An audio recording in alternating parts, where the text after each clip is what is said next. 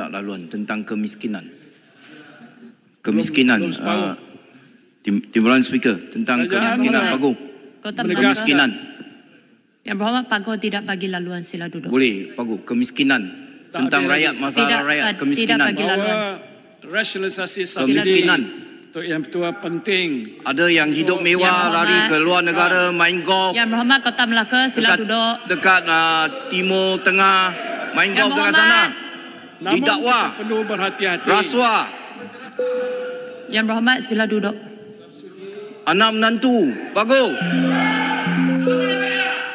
Yang Berhormat, Kota Melaka, sila duduk. Sila duduk. Yang Berhormat, sila duduk. Kalau tidak, boleh rehat dulu. Yang Berhormat. Anak menantu ni.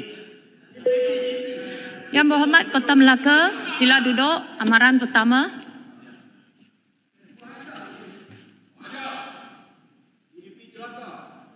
Pendang. Tuan Ketua, subsidi bukan angka yang boleh dikurangkan sewenang-wenangnya.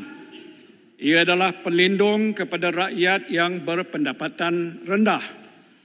Dan apabila subsidi dipotong sementara bayaran khidmat hutang mencecah hampir 14% daripada perbelanjaan mengurus, mesej yang diterima